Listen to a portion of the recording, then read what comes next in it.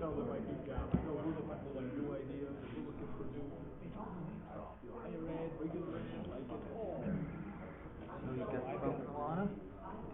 The boat in the water? The boat is in the water. All the time. Oh, it's all. No, it's south in the late winter. Yeah. But it's our only way to get over to the island, so we have to keep it afloat. Yeah. There's no shuttle. There's no shuttle. What? There's no shuttle. So much. Yeah, but they're not, there's a ferry, but in the wintertime it only runs Mondays and Fridays. You guys are live whenever you want to call it. Okay.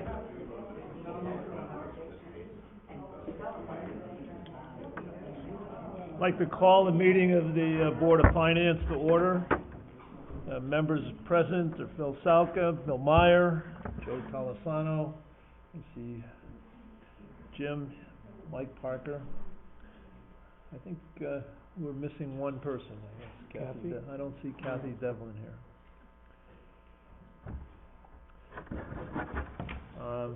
If I may, Mr. Chairman, could we move out of order and discuss the annual audit, just to make sure we can get that out of the way before we open up to formal discussion with the town? That seems to make sense. Is there any objection on the board? All in favor? Aye. Would you be good enough to just give us a briefing on the audit report? Okay, so, the town is required annually to report to the Office of Policy and Management of the State, OPM, the appointment of their auditor for their annual audit. We do this every year. If you don't do it by June 30th, the end of this month, the state will appoint that auditor for you. So, but we've never had that happen to us, so I'm recommending as CFO that we reappoint Mahoney Sable from Glastonbury, Connecticut, as our auditor for the fiscal 2021, our current fiscal year audit, which our fiscal year ends on June 30th. And so I would need a motion appointing them that by this body. I'd like to make a motion to appoint Mahoney Sable and Company as our annual town auditors, independent auditors. Have a second? Second. Is there any discussion? How many years have we had the same auditor? How many? I'd say around 8. 8 years, okay. I mean, is there interest, I mean, that seems like a long time, I mean, is there interest in going back out to bid or looking, I mean, typically I think 5 years is usually a good rule of thumb for auditors. I'd say you would see that most towns are moving away from that. Some towns have tried doing that, and their current auditor does not bid. It's usually, they're usually kind of pressed for dollars by towns, so they go up minimally, and I'll discuss that when I talk about their engagement letter. And so some towns have tried to go out because they're locked into going out because their charters say to go out. We don't have that requirement here. And their current auditor just doesn't bid, and then everybody else bids, and the rates have been much higher.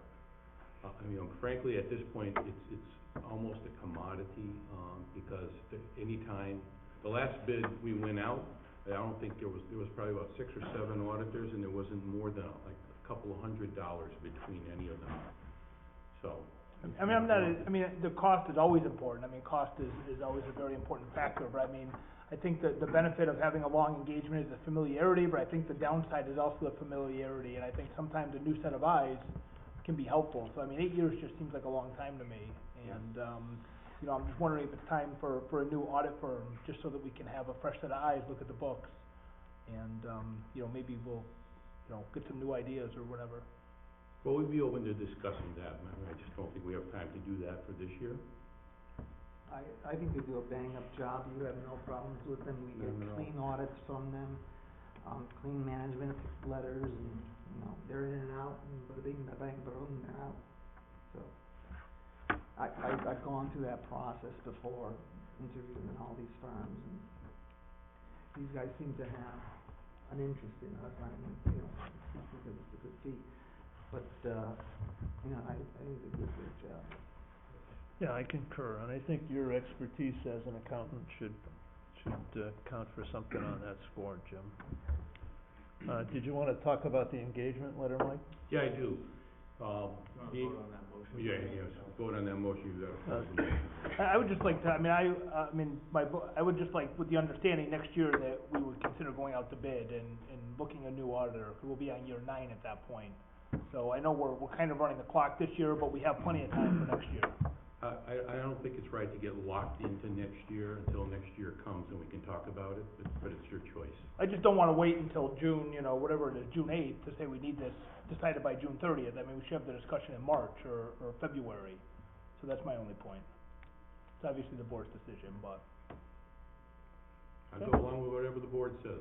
thank you. Well, do you wanna vote on the appointment of this, firm? I think All in favor? Aye. Any opposed? Carries unanimously. Do you wanna talk about the engagement letter? Yeah, I do. The engagement letter this year is for $45,650. I sent that out to you for review. That's the only thing that has changed since last year's engagement letter is the fee structure. In total, it's a 2% increase, a $900 increase.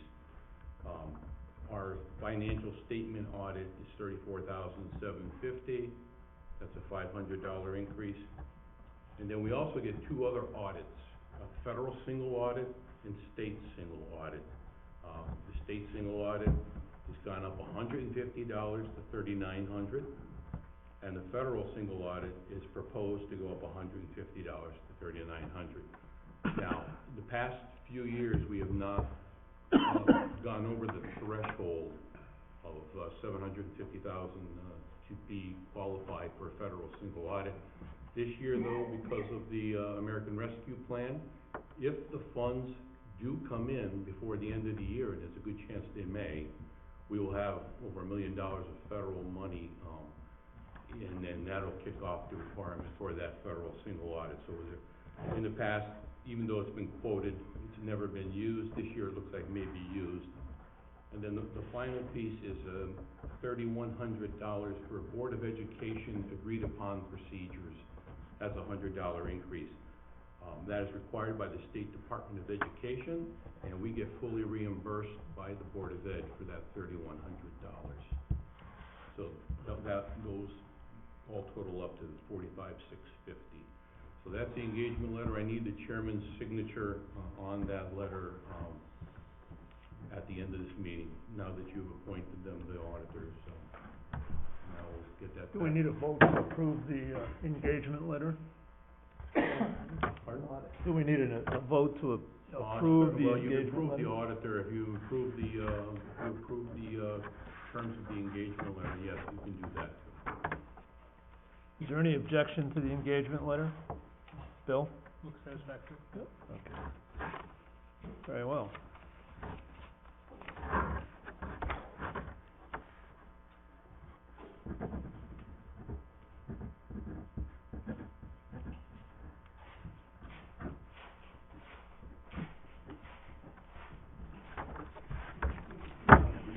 The Grim Reaper is here. Okay. All right, we move on to any public comment, written email submissions, oral comment with respect to the Board of Selectmen actions taken at their meeting on 5/20/21. We want to limit any discussion here, any comments here to 3 minutes upon recognition by the meeting host manager. All right, and the meeting host manager would be the one who recognizes folks who may be online. Is there anybody in the audience that would like to make comment about the recent events in the town concerning the 4 votes taken by the Board of Selectmen with respect to a town CEO, the appointment of a town CEO and the change in that form of government? Why are you changing? Is the committee gonna have discussion of that subject, or just like for public comment only? Well, the committee, the Board of Finance will certainly have an opportunity for discussion among ourselves once the public comment is received. And Mr. Chairman, just a point of clarification, it was a vote for COO, not CEO. Thank you. there any other comment? Yes, ma'am. Would you state your name and address, please? Catherine Mashak, 54 Springfield Probably Road. have to come to the microphone, right? Loud enough? Sorry, yes, for the microphone. Catherine Mashak, 54 Springfield Road. Number one, I wanna know which one of you is Michael Veracino? The Chief Financial Officer, yes. Now, is it okay to ask how much you get paid a year as Chief Financial Officer? And it's public knowledge. I don't know the exact amount, it's around 107,000. Okay, all right. That wasn't nice. That was a comment, no, peanut gallery. Okay, so you see that, what are your responsibilities as Chief Financial Officer right now? Obviously you make sure the bills get paid. Do you do any negotiations with salaried employees or No. any union? Do you do any negotiation with insurance companies or anything like that? I don't. Okay, so that's all left to the first selectman, that kind of stuff? All right. So, was the intention, if you became the chief operational person, you would do some of that stuff? I frankly don't know, because I was not the one who came up with that Okay. suggestion, so you, All Mr. right. Chairman, I'd raise a Exactly. point of order, I think we're taking public comment and not having a question and answer session. Well, the So- reason I'm asking these questions is that, this has all kind of came out of the blue. Nobody knows what's going on, and so I just wanted some points of clarification, so that I better understand what's going on. I mean, obviously, you here were part of what happened, but certainly you're the people who can best answer the questions. So that's all I really wanted to know, and I appreciate it. I think that, personally, my own feeling is that if they're going to combine the two positions as Chief Financial Officer and Chief Operations Officer, that they are two different skill sets, and they need to they need to interview people, candidates who qualify. So they need a job description first. And if they, and I don't understand why it would need to go to contract, because somebody either is doing their job or they're not. And if they're not, 3 strikes, hit the road. So that's my feeling. Thank you. Thank you. Thank you.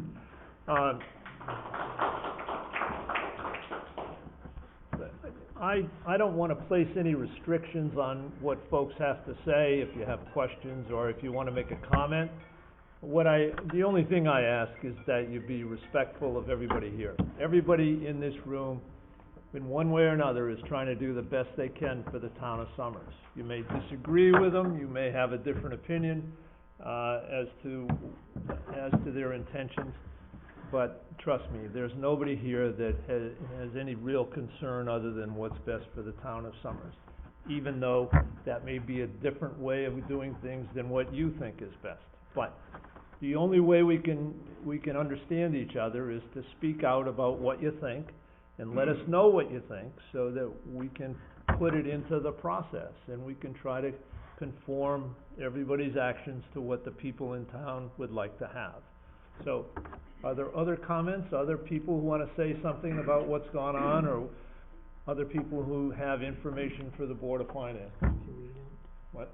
can we, comment, or? We wanna get the comments Okay, from the right. folks. Do you need to hear from me from a public comment, or do I get? No, you can speak whenever you like, Tim, if you'd like to I'm speak. just curious, when it's appropriate. It's appropriate now. Now. Go. Okay. So, my name is Tim Keeney, I live at 57 Maple Street, Somerville. I'm interested in what controls the Board of Finance has over what was originally passed by the Board of Selectmen on May 20th, with regards to the movement of funds from one account to another, with regards to a 3-year contract, yet to be signed, yet to be defined what the terms are, but with regards to a 3-year labor contract, and with regards to whether or not there was any net impact on the budget. As I believe, Selectman Patricus stated at the meeting that there was no net impact on the budget. So I'm just curious and that's what I'm interested in hearing from you as the Board of Finance, what controls you have, what say you have in a situation like that. Thank you. Thanks. Is there anybody else who would like to make a comment? Yes.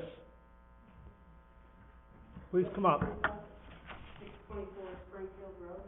I just wanted to know. Just a minute, just come up to the mic and give your name and address so we all can, Jody Krupa, 624 Springfield Road. thanks. I just wanted to know when the minutes are supposed to be posted for last week's, agenda. Oh, I'm sorry, the Board of Finance is not involved in the posting of minutes for the Board of Selectmen. Understood, but you must know how I'm just posting that, aren't they supposed to be posted? After, they have to vote on them. No, I have to vote. Well, draft minutes should be posted though. Yeah. Draft minutes, I would think. The minutes from the 20th are actually posted onto the minutes from the 5th, or the 3rd, I mean. Just curious, because we would have used that, to prepare for today a little bit, if we could have reviewed that a little bit. Okay, For our comments. thanks very much. Thank you. Anybody else like to speak? Is there anybody, Mr. Manager, is there anybody online that wants to speak? Okay, and unless there's objection, we'll close the public comment portion and open the discussion to the members of the Board of Finance. Is there anybody any of the members who wish to speak to the events that have occurred? Well, I think we could answer Selectman Kinney's question, and then I have a question. So, my understanding is that, the board has responsibility to present draft, a budget based on input from the selectmen and the Board of Ed, and that budget, goes through a town meeting. There's discourse on it, it's presented, there's give and takes, and then the citizens vote on it. And that essentially is the government for the next fiscal year, based on the charter and the processes that we've been going through for the 20 years that I've been involved in the town. Changing that process has an impact, in my opinion, on what the citizens have voted on, what the budget allocation is. Is there risk associated that if you're placing someone in a position that isn't publicly advertised and vetted, and you're offering contracts that are not properly vetted? I think that places the town at risk, and that, Tim, I think to your question, is where the Board of Finance would get in place, controls on the process to prevent the citizens from not getting what they voted on, essentially. And that's, I think, the role we're gonna talk about tonight, and expand upon that based on the provisions of the charter that gives us broad-based ability to have the CFO put controls in place at our discretion to ensure that the citizens do get what they asked for. So that's my take on it at a high level. Jim? Well, first of all, I've gone through some of the town meetings, I've read some articles, whatever's in the paper. There's. Could you speak so we can hear you? I can't. Give him the mic. This one? Yeah, there you go. Yeah. So, I've attended the town meetings, read the articles, et cetera.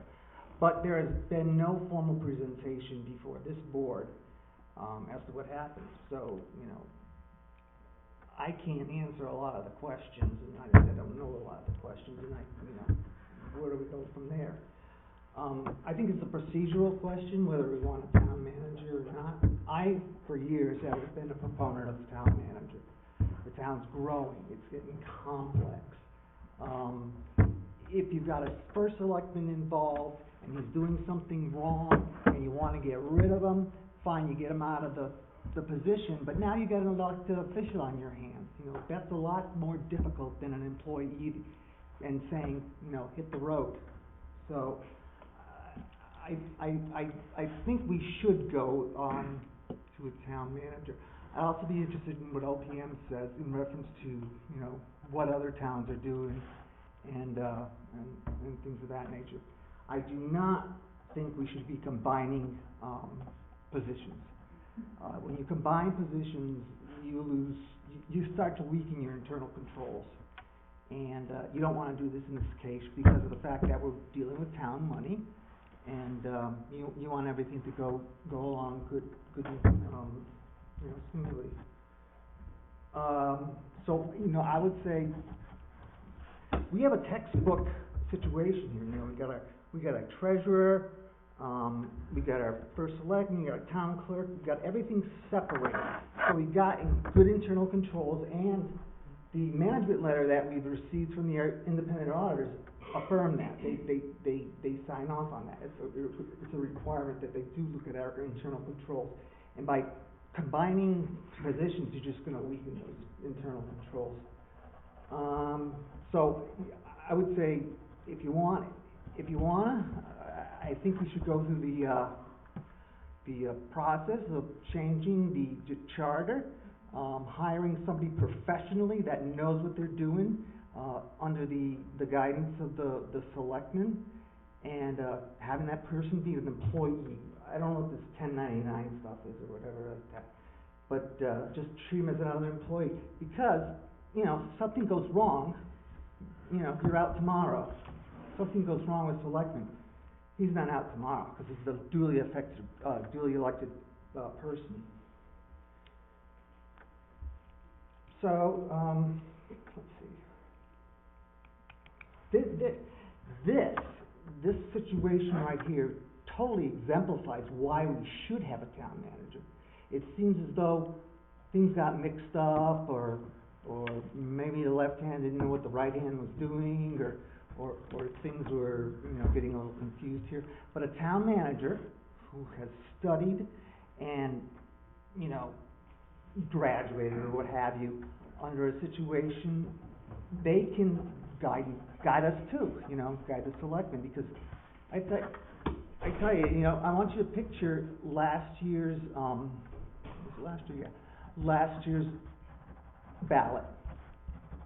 And I want you to go down all the first selectmen's positions, and I want you to tell me, is there somebody on there that you probably would not want managing the town?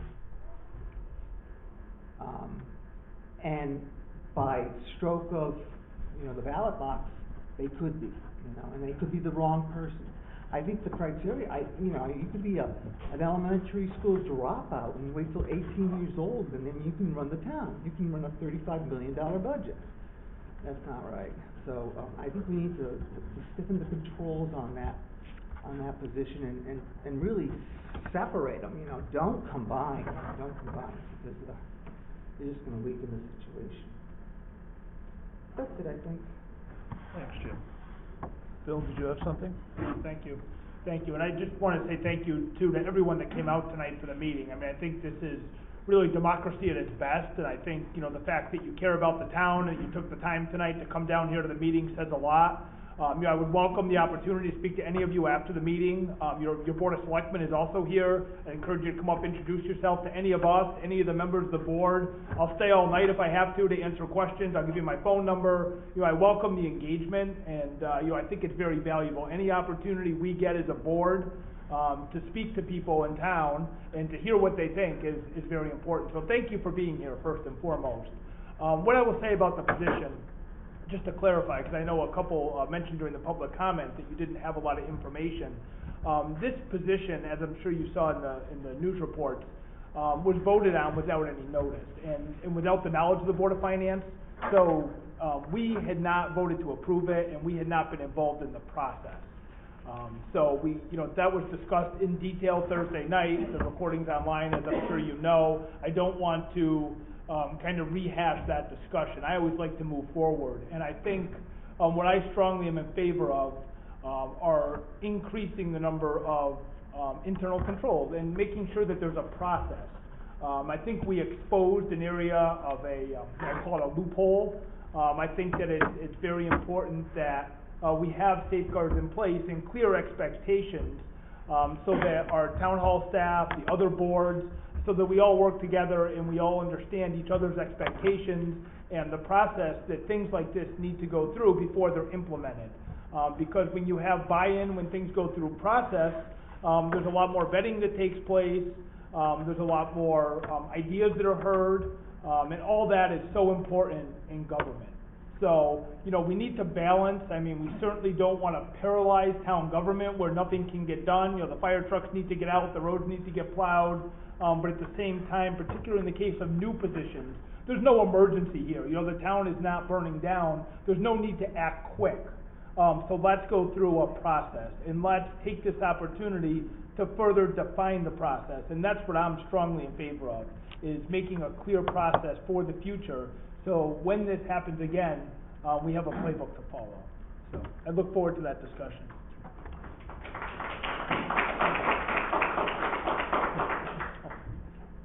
Yeah, I'll be quick. I wanna back up Jim. I think probably a town manager is a good idea for the town, but I don't think any single or combined boards or commissions should make that decision. It should be a community discussion before we change government.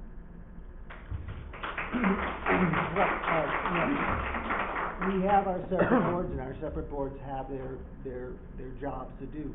And it's highly encouraged that we go to these other boards and tell them what's going on and ask them their opinion and find out what the vibes are around town and just to hear some different opinions about what you're about to do. So yeah, we're here as a town. We got our separate departments, but we also have to act as a team, and I think that's really important. Thank you. I only have a few comments. I won't take very long, but I understand the notion of having a town manager or a COO or a CEO, whatever you want to call him, somebody who's hired to run the day-to-day operations of the town. I think that's the more modern trend for a lot of small towns. It puts somebody who's a quote-unquote professional involved, somebody who knows the grant procedures, somebody who knows something about financing, somebody who knows the human relations procedures, which get more complex seemingly by the minute. So I understand that our expenditure of funds to have a town manager makes a lot of sense as running a government, running a business becomes more complex. On the other hand, when you take the elected official out of the equation, we as citizens who vote for that elected official give up some of our contact with the government. We lose something in the process. Because a part-time first selectman isn't going to be sitting in the town hall. He isn't going to build, or she isn't going to build relationships with the employees. He or she isn't going to build an understanding of what's going on in the town. So you end up, I think, when you don't have a full-time elected first selectman, you end up losing your connection as a voter with what's happening in town hall. And I say that I've not been a first selectman, I've not been a selectman. My service has been limited to the Board of Finance. But I know in that capacity, as just a member of the Board of Finance, that I don't know what's really happening in town hall. As much as I am briefed, and Mike Marinaccio, who's been the Chief Financial Officer for a number of years now, as much as he briefs us and he tells us what's going on, I don't have that personal connection with what's happening. I'm separated from it. I have to rely on him and Brian to provide us with that information. And I think the same thing will happen if we have a part-time selectman. He'll be disassociated. She will be disassociated from the day-to-day activities in town hall. And when he or she is disassociated, you as voters end up being disassociated as well. So that's kind of the piece that we have to wrestle with. And I don't think any one of us can make that decision as to which way to go. I think that should be by the vote of the town. I think that should be something that's open for town discussion. We should all have a chance to put in our 2 cents, and we should end up voting as to how you wanna go. And maybe it costs us more money, maybe it costs us more money to have a professional and a first selectman who are paying attention to what's going on in town. But maybe that's the cost of modern government, maybe that's what we have to do.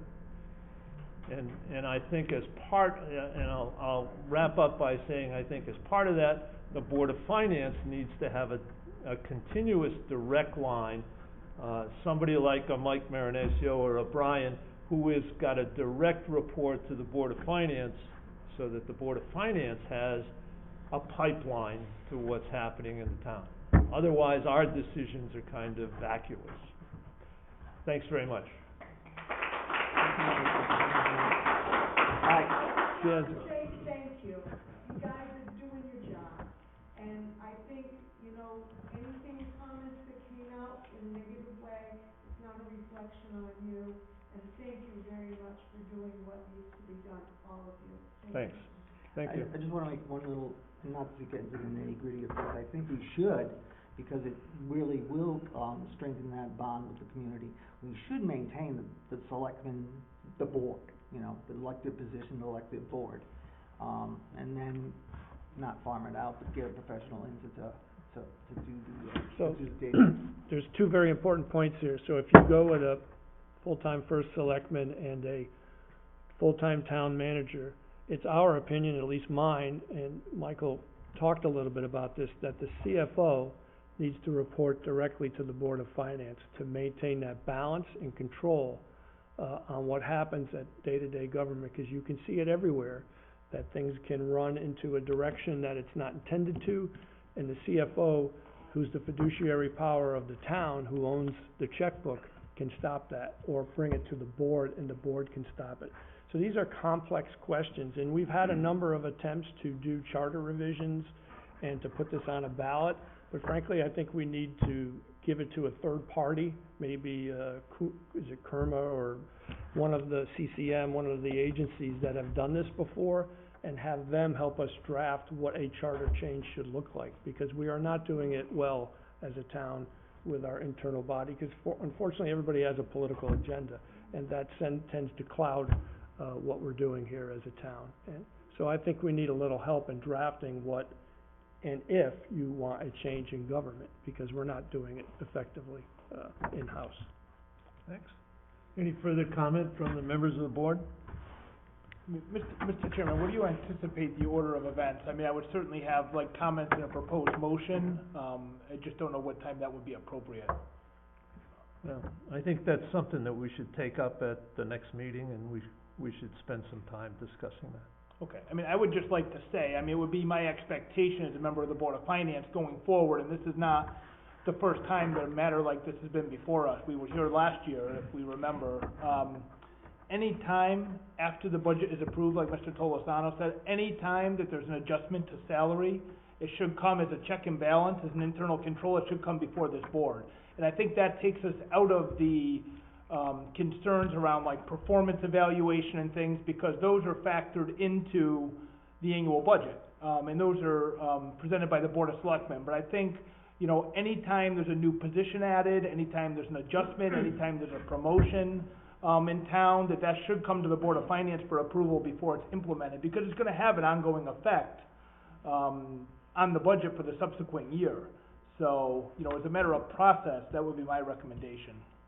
Well, we have talked about, special line item, indications for highly, I have to put it in air quotes, highly compensated individuals, maybe people who are in the top, tier of, salary in the town, might fall under that aegis. On the other hand, Bill, the people who actually run the town, whether it's a chief, operating officer or the first selectman or both, they need to have some flexibility in their day-to-day operations. Everything isn't perfectly nailed down in a budget that's made a year beforehand. And they need to have some flexibility. They need to have room to handle emergencies and to move funds as situation changes. You can't tie everybody's hands down tightly. You have to trust the people who you put in office, whether you elect them or whether they're appointed. You have to trust them to a certain degree. Reagan said it, trust, but what, verify?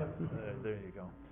So I think your point is well taken, but I think also there has to be some flexibility. But we could entertain your ideas. If you put them on paper, we could entertain your ideas at the next meeting, put it on the agenda. Okay, I mean, I would just like to, I mean, before any further action are taken, period, by the Board of Selectmen, I mean, that's my expectation. I mean, I know that, you know, transfers come up every year and things. You know, if there's gonna be any adjustment to any salary, Mr. Chairman, to your point, I mean, I would agree in giving the town flexibility. I think these are very rare cases where there's an adjustment in compensation to a job. You know, so I mean, as far as, you know, do we need more road salt to salt the roads because it's a bad winter? I mean, I don't wanna tie the hands of our public works director. But, I mean, creating positions and, you know, offering promotions and raises, I mean, these are not emergencies. They're never emergencies. And, you know, frankly, in the one time in 20 years that it comes up that it is an emergency, let's convene a special meeting. You know, but I think the important point here, and the lesson to be learned, because we've made the mistake a few times now, is there needs to be a process. And, you know, more process encourages more transparency, and it prevents these problems. You know, and I get the feeling if we don't make a correction here, we're gonna be back again in 2 more years. And I don't wanna be back again. So I think, you know, putting a simple rule in place, you know, any adjustments to salary outside the normal budget process require the Board of Finance's approval. I think that's a simple rule that will not tie the hands of government. I'd love to hear from, you know, we have the Board of Selectmen here, we have the finance staff here, you know, how that would hinder them, a rule like that, limited in scope, how that would hinder the operations of the government. I would love to have the discussion. Well, thanks very much. I think those are good ideas. I think, though, the Board of Selectmen have the obligation to run the town, and that should generate those kinds of ideas. We can present them to them for their consideration, but it's ultimately their decision to make. But it's a rule that we make, you know, and that's the problem. Mr. Chairman, respectfully, this is why we've gotten ourselves in trouble twice in 1 year. It's because we don't have rules. You know, and I think we learned a loophole where 2 members of the Board of Selectmen with no notice, acting in secret, can make major changes to the government. And I think if we make a clear rule, you know, we don't have to worry about all of this because it would violate the rules. And when it clearly violates the rules, I think right now there's some question as to whether or not what happened violated the rules. Now, I mean, the selectmen made the issue moot by rescinding the vote, but I think if the selectmen dug their heels in and didn't rescind the vote, I think we'd really have a dilemma here and probably a lot of legal bills. You know, where maybe we end up suing the Board of Selectmen or something like that. And I don't wanna go down this road, you know, because it's preventable. And I think by making some of these simple common sense rules, particularly around compensation, we're gonna prevent a future problem. Well, I think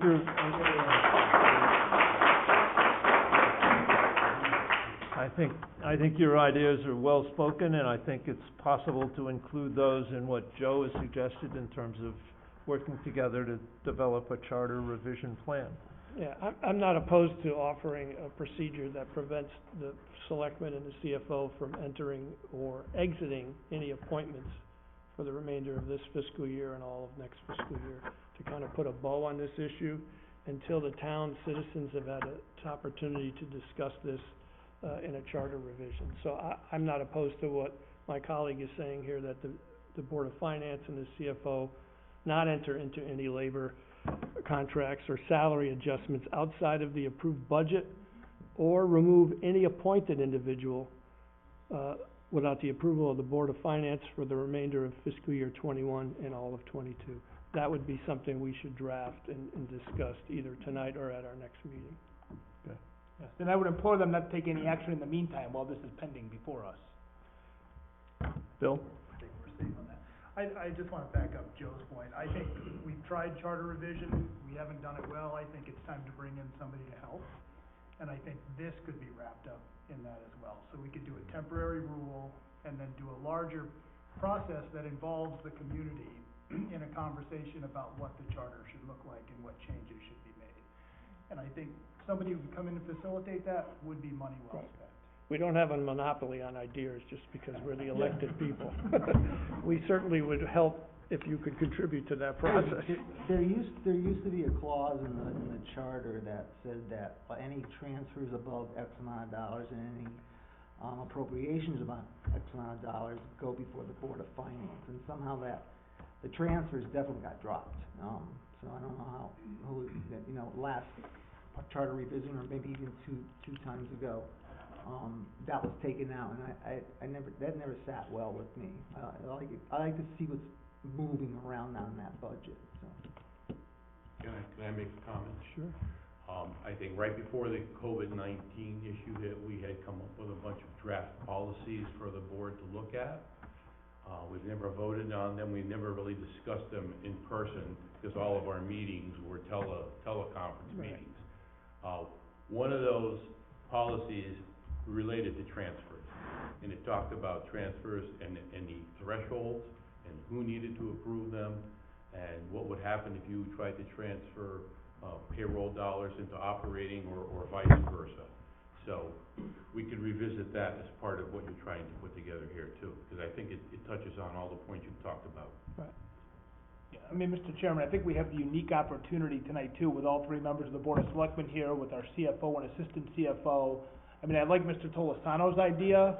I mean, I would love to vote on a motion like that tonight. I would love to also hear the input from any of the selectmen or finance staff if they think that's gonna be unduly burdensome, in the interim. But, I mean, I would like to take some action, soon, and not kick the can down the road and, wait for another problem. Do we expect I mean, I any? can address that. if you- Sure, why don't you speak to it, Tim? I would just ask, I would ask that you read the fourth motion that was made on the 20th, which was to pursue the process of creating an ordinance in town that would preclude any elected officials from voting for their own raise, in short. So there's a process that the charter defines, that's how you do the ordinance, but I wanted to get that out there so that we can ameliorate that potential risk. As it relates to the COO position, I didn't quote a salary because, we went through that ad nauseum on Thursday, but, I don't have the right to suggest to this board or the Board of Selectmen that we change those numbers that were approved by the voters of referendum. If you ever looked at a house plan and you want to build a house and you realize you can only build this much house, that's kind of where I was. We have roughly $290,000 approved between town hall salaries and Board of Selectmen salaries. Well, how can I do this with 290? So if you read the way the motion was written, that's up to 130%. Because our CCM research said that a town manager for a town this size should be somewhere between 125 and 145. I said, okay, make it up to 130% of the current base salary, and that would be effective in November after the job description is written. So, nobody, myself included, could stand in that room last Thursday and defend the process by which that motion was passed. And there was one point when I said to one of the people, we're closer on this than you might think, and there were a lot of boos in the room, but I agree that's a crappy process that our current charter allows to happen. Yes. I didn't have the desire to dig my heels in because it's not a good process. And we can change it, we can make it better, and as you and I discussed, Bill, we need to get the community discussing this. I could have written this up in a 6-page memo and nobody would have read it, but man, did we start a fire by getting it out there, okay? So it wasn't my intent to drag people through the mud. I believe in my heart that this is a better way to run the town. All that said, it's unfortunate that sometimes those details or snippets get pulled out, they get misconstrued, they get made into a sensational headline that ignites the fire. We had a meeting this afternoon that really represents how government in Summers works for the benefit of the people.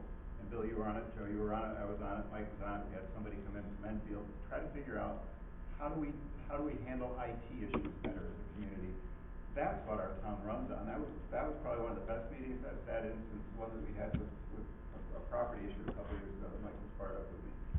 We know how to take these things and try to get to the root cause and move them forward. I think there's a better way to do it, but it was never my intent to tie this board or the Board of Selectmen or the voters of Summers to some salary obligation that wouldn't be vetted out with a full presentation to you folks and a discussion so we know what's going on. It was not a good process, but I was trying to get a system out there that might help relieve some of the stresses people have seen over the last 10 or 12 years on, the way sometimes government runs. It's not a good process, we do need to fix it. Ann Logan is in the process of putting together for me what we would need to go through for charter revision. We don't even want to even touch that until after the next election, so it doesn't look like we're trying to tie the hands to the next elected board, but we will try to get a motion out there that gets public feedback prior to the election and leaves a recommendation for the next elected board to strongly consider charter revision and trying to, exactly like you have said, Mike, to make sure voters don't lose too much by relegating some of that to a manager. Really, the question I have for this board is, what is the appetite of this board to go to the community and say, it might cost us $100,000 to fund both roles, not fund one? I think that's up to I the hope community to decide. Yeah, so We lay I- out the framework and they decide if they can afford it. Frames what the intent of the motions was. As you may have seen from some of the things that were FOI'd, I never expected it to be a one-day discussion. I really thought it would start, come to this board, go back to the board of selectmen, go on for a couple months. It went out of control, there was no way to bring it back, so sorry for the discontent in town, but it was all from good intent. Thank you. I think it's, if I may, I think it's important that that process be public. So if, Oh, yeah. you know, and then it ends up in a charter revision that ends up on a referendum. That's the only way it would go. I'd like to make a few comments also. Go ahead. Go ahead, Bud. Board of Finance for understanding. Our intention, our objective was to do what's right for the town. Can we hear, I'm sorry, but Yeah. yeah, sorry. I apologize.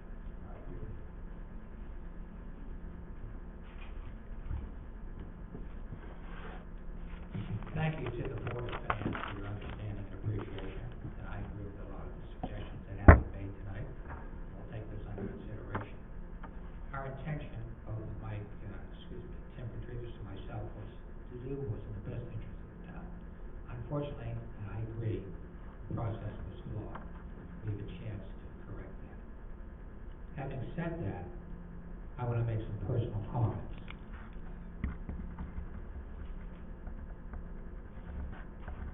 My personal comments are related to the fact there have been numerous scurrilous and untrue claims made about me on social media, and mail flyers, and newspapers and local news, and through a censure by the Summers Republican Town Committee that have impugned my reputation and my character. We can all agree to disagree, but we should do so with calmness, respect for others' opinions, and in a professional manner, without resorting to personal attacks on one's character with use of degrading and demeaning language. I recognize that emotions are running high on this issue, which indicates that people are involved and care about our beautiful town. This is a good thing, but their involvement should be without rancor, spite, or bitterness, lest we fail to achieve what is in the best interest of Summers.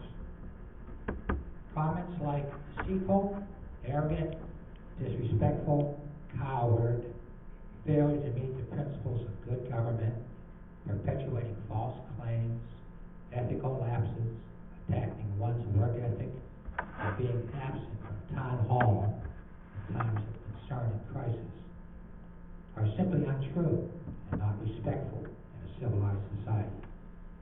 Those making these false claims and attacks should be ashamed of themselves with their biased comments reflecting their true character. I've given a significant part of my personal and professional life to this town, and I will not let my track record of success and commitment be tarnished by those with a personal political agenda. The same statement also applies to Mike Marinaccio, who has also been unfairly maligned with an attempt to besmirch his contributions over his illustrious 10-year career with this town and his dedicated service.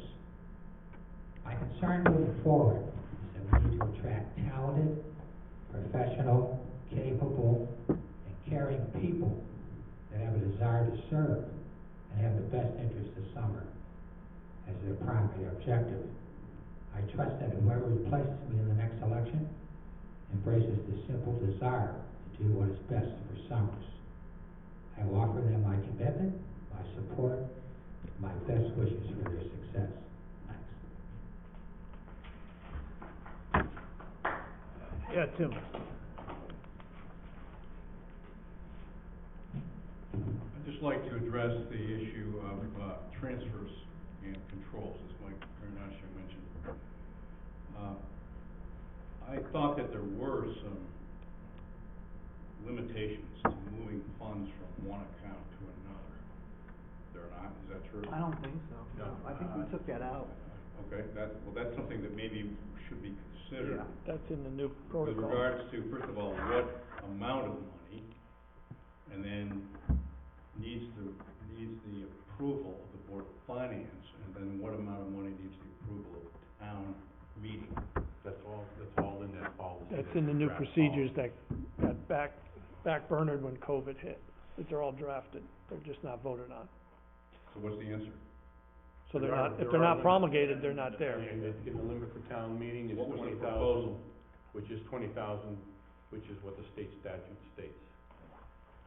So but you can't go to town meeting without getting first the Board of Finance approval on anything, so. Okay, so that you're saying that stands So- now because of state statute? Pardon that? You're saying that stands now because that's state statute, or the town has to adopt it? No. No, wherever your charter is silent, state statute governs. Our charter says nothing about that. Right. But we have a procedure which reflects what state statute talks about, only in terms of limits. It doesn't say you can't transfer in between accounts or anything. It just says, if it's above X, has to approve it. If it's above Y, then it has to go to town meeting, if you're in the selected form of But government. that doesn't include transfers? Transfers and Yeah, appropriations. that's what I thought. Right. Yeah, both. But you just said that if it's just 20,000 transferred, it wouldn't require it. I did not say that. I Okay. said anything over 20,000 would require a town meeting. And approval by the Board of Finance? Prior approval in The order to Board get of to Finance town. deals with the matter first, Good. then if it's over the Okay. amount, it goes to the That's to the what I town. wanted to hear. Right. That's the statute. Now, I mean, Mr. Keeney, just, So, are you thinking on clarifying that now with regards to, more detail? Is that what you're thinking? We've always think it- operated under that. It's just never been codified in It's- procedure or Has it ever policy. been enforced? Yes, Yes, it has been Yeah. enforced. I've been on the board, well, you know, how long I've been here. I haven't seen any. This is a life sentence and it's your fault.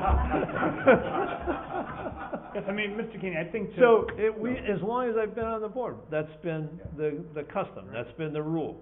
And what Michael is So, saying in is, other words, in this case, where there was possibly a labor contract being signed that required an additional maybe $30,000, Yeah, it would have to go to That town would- meeting. that would have to go and Since it would was also over. have to come to the Board of Finance. first here, but his slide was cost neutral.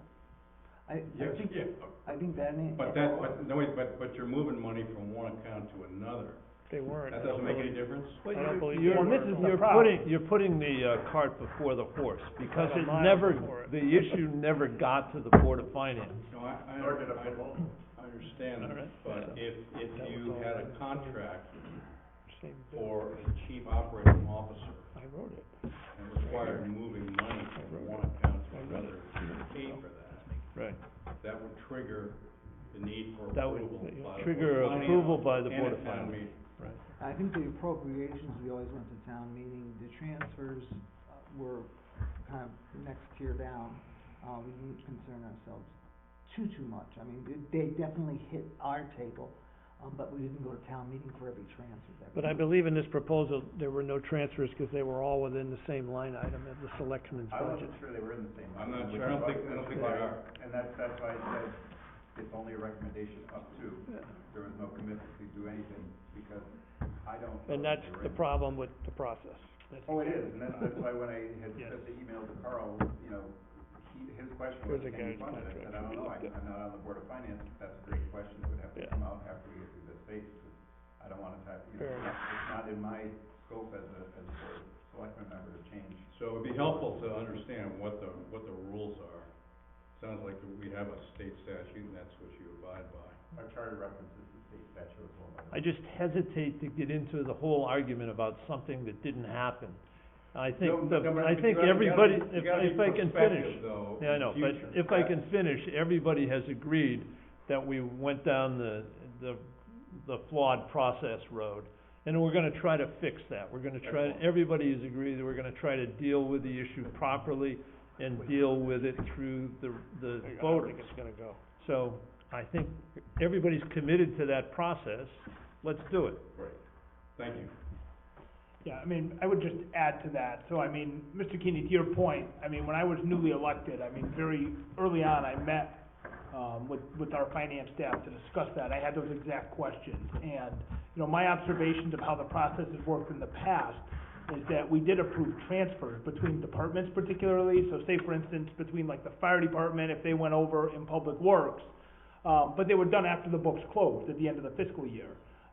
So, you know, if there was a problem, if there was an issue or concern with that, it's a little bit too late because the money's already been spent.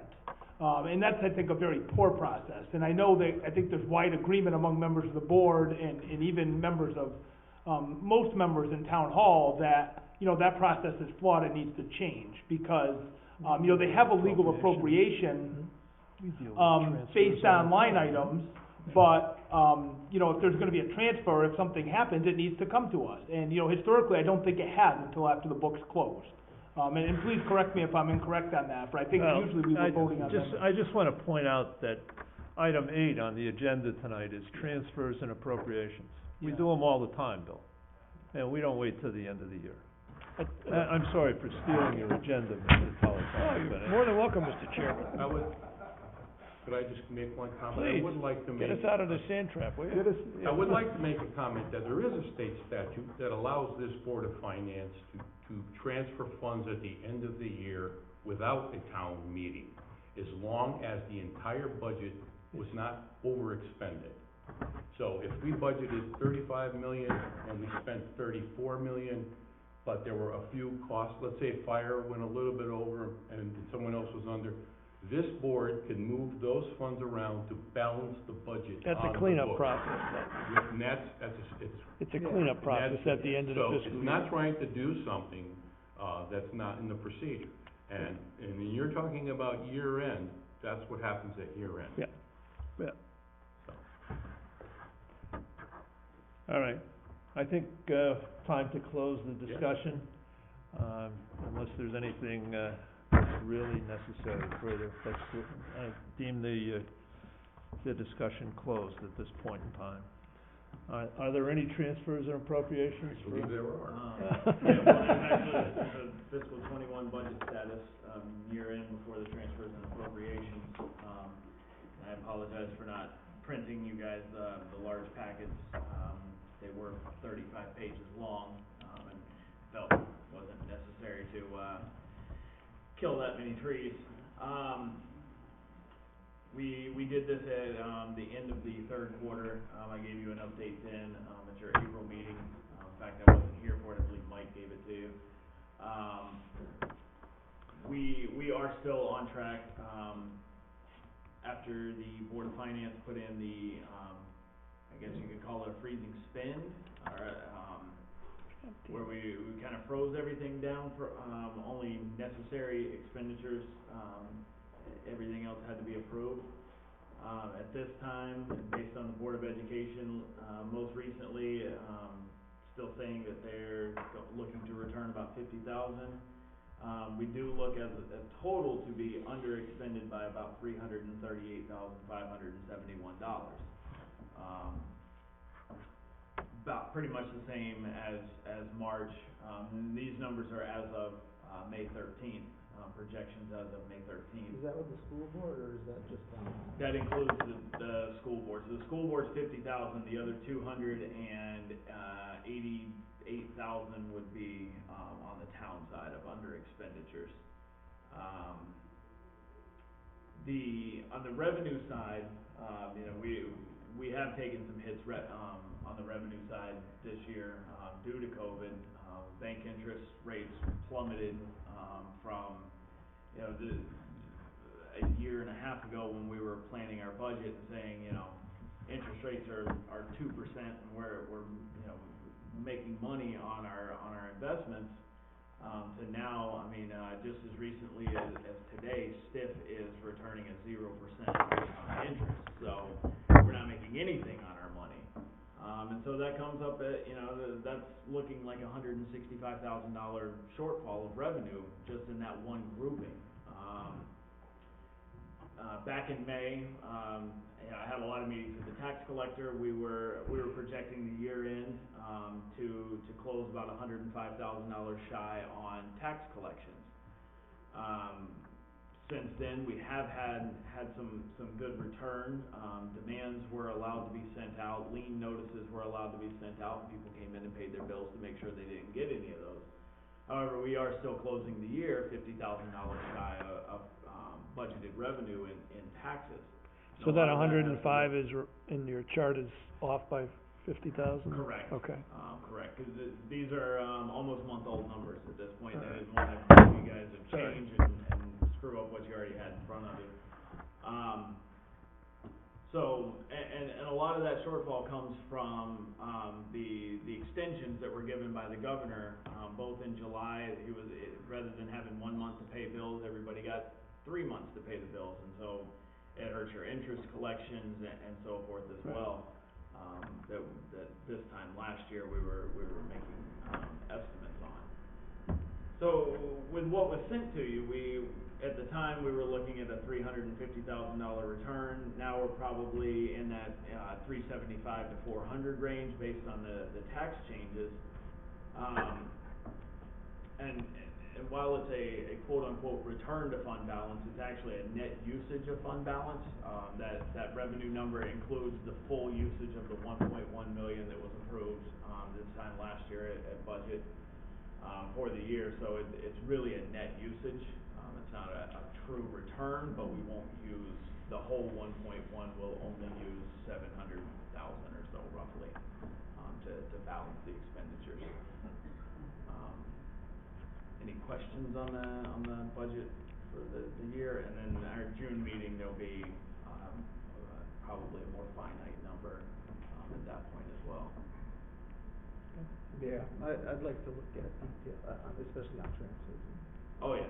Oh, I doubt there'll be any transfers at the June meeting. There might be some, but with the cross year waiting for invoices to come in, it's hard to nail them all down. June 26th, because they go to the selectmen first, and that meeting's next Thursday. So there'll be a lot of expenditures between next Thursday and the end of August before transfers can really be buttoned up tightly. Anybody else have questions for Brian? I think I would just ask, have there been any changes? I know like there's the American Rescue Plan, the ESSER money, there's also a lot of CARES money and stuff coming.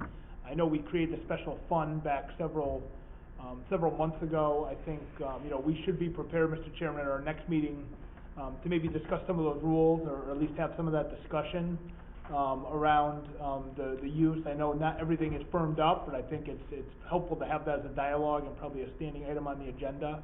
But I guess my question tonight would be, are there any other updates as far as that, the funding? As far as the funding? Yeah, as far as what I know the numbers were released. I know that the municipal Right. appropriations for education, as well as the county allocations, since we don't have counties, were also released. They final gave numbers? us access Friday, I believe it was, either Friday or Saturday, to actually log into the website to request the funding. We had until tomorrow at 5 p.m. to do so. We submitted the paperwork that was required on Monday, and beyond that, we're not sure. We don't know when we'll receive the money. We could get it by the end of June. I don't know if that's the first step in. Now the state can request it from the feds, and then they have 30 days from the time they receive it from the feds to disperse it. It could be mid-August at this point. It's a good thing we're not in a pandemic. What's that? It's a good thing we're not in a pandemic I know, where you need right? the money right away. Treasury has released, their, I guess, rules, you could call them, or their guidance on spending, and we could get that to you guys. It is quite complex. It is quite complex. Yeah. Our plan, it's not in writing yet, our plan is to determine where and what is eligible in this town for those funds to be spent, and then come up with a prioritized list, and run that through with the selectmen, and then obviously you guys would have a look at it too. But certainly, one of the top things that is eligible for reimbursement is any revenue shortfall that may have been caused by the pandemic. So, but you have to look at it on a total entity basis. So that 50,000, that's a revenue shortfall. Summer camp last year that was canceled and there was no funds that came into the recreation fund, that's a revenue shortfall. So we have to go through all of our shortfalls. Also eligible is all the overtime and the overhead time for all the bills and for example, the stuff that Brian did, all the paper, all that stuff is eligible. So we would need to, that's item number one. But then after that, there's a whole host of places we can spend money, or spend those funds in the town. Yeah, and there's a lot of pots of money though, I mean, just to be clear with it, you know, like there's the FEMA direct reimbursement, there's money for education, there's other money, so I mean, Right, it's not one big pot of money, and I think it's very important that, you know, when it's Right. presented to this board, that it's separate and transparent, so that we understand each pot of money, It's every pretty- pot has pretty rules. transparent. It's Well, it's on the OPM website. There's education funding, which we have nothing to do with on the town side. It's around $300,000. We do have FEMA funding that we need to exhaust before we would move into this, because this is kind of more of a premium type of funding. so that's my point, that's exactly my Yeah. point, so I mean, So when you we're talk not- about overtime and things, I mean, that's more FEMA as opposed to like American Rescue Plan. Some of the money could be used for town or education, so, you know, there's a lot of discussion, I think, that needs to take place before any decisions are made. And it's gonna involve Right. all three boards. And I don't see that solely as the purview of the Board of Finance. It's a management decision I just by said the it's board gonna itself. involve all three boards, is what I just said. Pardon? I just said it's gonna involve all three boards, the Board of Education, the Board of Selectmen, and the Board of Finance. That's true. Okay, I just And don't we think have- that's they always have- been the case, and I wanna just make that clear to you, All right. Okay. that's all. I don't Thank really you. need to explain anything. Is there anything further? Anything further tonight? We have one transfer. The police department, had 3 line items, that they were reviewing back in, the beginning of May. The first one was uniform maintenance, due to the, name of it, the police accountability bill that was put into place. We had to purchase a lot of, unbudgeted uniform items, for our officers, namely, ballistic vests for 2 new officers and 1 for a current officer, additional badges, name tags that have to be worn, and so forth. And so that line item, is currently over by $5,535.73. Their heating line item, they run on propane, their heat is propane, and, they had, just after February, prices on propane, went up quite a bit, compared to the deliveries that they had received in November and December. I looked at last year and the year before that as well to look at total usage of gallons and make sure there wasn't some, crazy spike in usage of gallons, and they were pretty much consistent, for the past 3 years on usage of gallons. Just unfortunately, the price went up, drastically, basically since the new administration took over. And then vehicle maintenance, we had, an engine blow in one of the cruisers, the 2014, I believe it was the SUV. The engine completely blew in it. They had to take it and, have the engine replaced. The good news is we have a 3-year warranty on the new motor, which means we won't have to go to CIP to replace the car. We can just get at least 3, potentially 5 more years out of the car. So in total, $12,887.69. This did go to the, Board of Selectmen, on May 20th and was approved there. They're requesting to transfer the funds from their full-time officer salary line item. At the time of this meeting, I believe, where it was signed, I was projecting their year end in that line item, including this deduction, to still be under budget by about $26,000, so this does not impact, their budget on that line item. I would move to approve the transfer. Is there a second? Second. Is there any discussion? Do we get grants for the vests, Brian? Did we get grants? Do we get grants for our bulletproof vests from the state? 'Cause I believe there's a Not that grant I'm aware program. of. I believe it's still in effect, a Alright. grant program for vests. I would research that. I mean, I'm good with the transfers. I mean, it's all needed. I certainly don't wanna delay buying this equipment for the officers. But I think if it's possible for reimbursement, that's something we should pursue. Any further discussion? All in favor of the transfer? Aye. Any Aye. opposed? Transfer is passed. Is there anything further for the meeting tonight? All right, I'll entertain a motion to adjourn. So moved. Second. All in favor? Aye. Any opposed? Thank you very much.